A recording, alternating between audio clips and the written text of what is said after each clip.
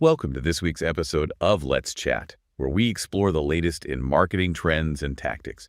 Today, we're unpacking key insights from Iterable's Activate tour in London, translating them into actionable strategies for global marketers. Let's get into it. Activate Tour really surfaced some key tensions marketers are dealing with globally. Definitely. And the first big one, it seems, is personalization. We all know it's important, but it sounds like consumers want it done right. Exactly.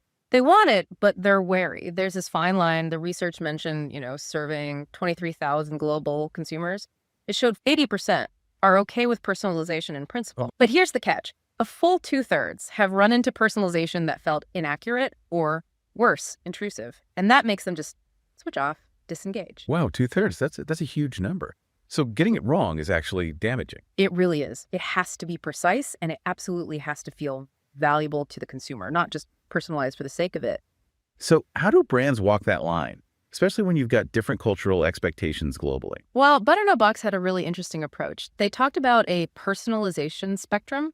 Basically, they use a matrix. A matrix, how did that work? They plotted ideas based on whether they were just performative, looked personalized but didn't add much value, versus genuinely driving engagement and being useful. Performative versus utility. I like that. It forces you to be honest about the why. Precisely. And for them, being a pet food company, they used specific pet data, not just the name, but breed, age, even things like if the pet's a fussy eater. Ah, okay. So it feels like the brand actually knows my pet. Exactly. That's the utility part. But crucially, they also found the tone needed local tailoring. What sounds friendly in the UK might not land the same way elsewhere. So local teams adapted the nuance. Right, more than just translation. Absolutely. So for listeners, the tips are: 1, try building your own personalization matrix. Evaluate ideas for real impact. 2, focus on utility. Use your data to be genuinely helpful. And 3, bring in those regional teams early. Get their input on culture, tone, relevance. It builds trust. That trust piece leads straight into the next big topic, AI. Definitely. AI is transforming marketing, streamlining things, enabling personalization at scale, helping ROI. But there are big anxieties, especially around data privacy. And there's data on that concern. Yeah, the Deloitte stat you flagged is pretty stark. In Europe, 62% of generative AI users worry about their personal data being misused, and only 51%, barely half, trust businesses to use AI responsibly. Only half. That's a major trust deficit businesses need to overcome. It really is. And you see brands taking different paths. Secret Escapes, for example, uses AI to match travel deals to people showing high intent. They see the ROI. But carefully, I assume. Exactly. They emphasize data protection and strong human oversight. AI speeds things up, but humans are still driving strategy. Okay, AI is a co-pilot, not the pilot. Kind of. And then you contrast that with BBC Studios. They're much more cautious, especially with creative stuff. They're actually avoiding AI for initial brainstorming. Really? Why is that? They're worried it could dilute originality, that unique human spark. Their view is AI should accelerate work, not replace the core creative insight. That's a fascinating tension. So what are the practical takeaways for marketers navigating this? Okay, so first, set clear AI guardrails. Decide what AI enhances versus what needs purely human leadership. Second, protect your IP. Be super careful with proprietary data in public AI tools. Good point. Don't train the world on your secrets. Right. And third, protect originality.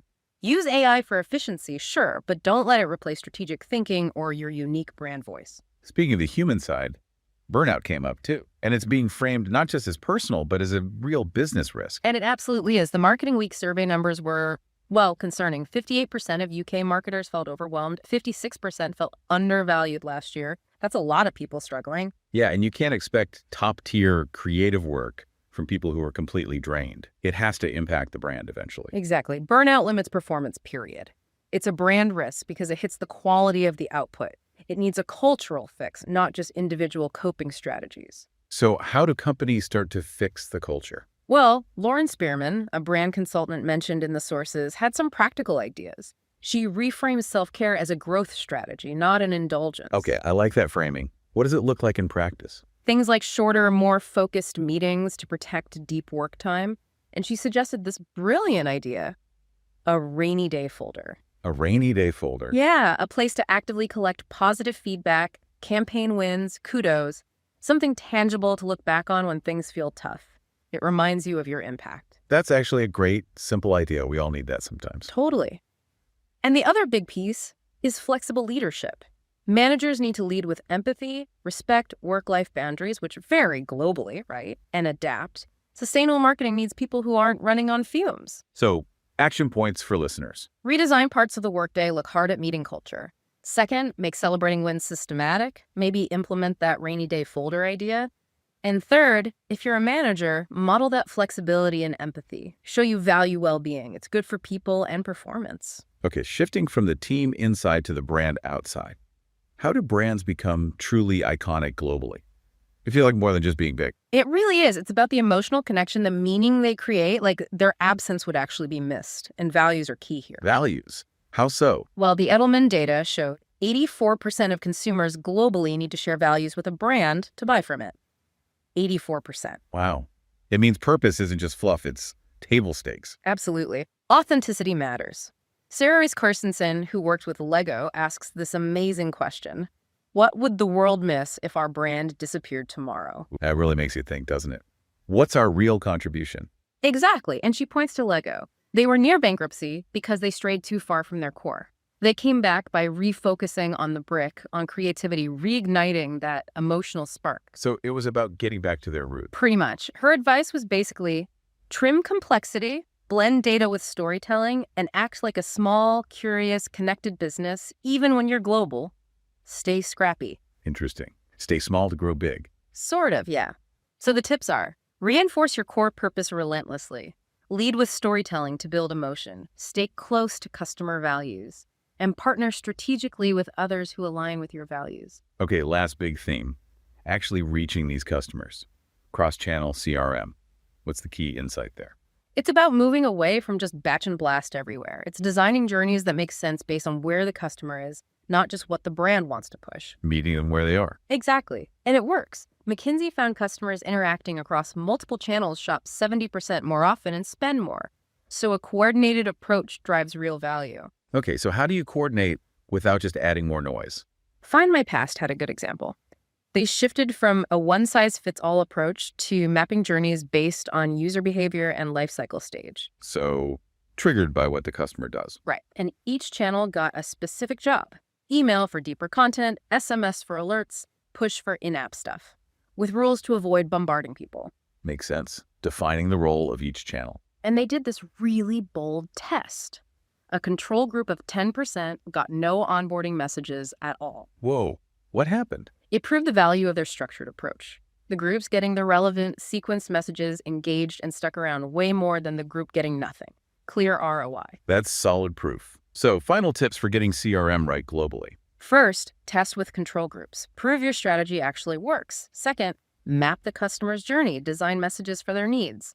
Third, give each channel a clear purpose. Or avoid channel chaos. Exactly. And finally, don't forget mobile, especially globally. Channels like WhatsApp need the same smart segmentation and intent-based thinking. It really feels like the common thread through all of this is intentionality. Iterable's mobile marketing guide was mentioned as a good resource there. It's linked in the article for this deep dive. So the question becomes, are your CRM strategies really reflecting where your customers are? You know, what strikes me listening back to all this, it's how interconnected everything is. The future of global marketing lies in embracing purposeful personalization, leveraging AI with intention, and choosing the right channels to build trust and drive lasting impact no matter the market.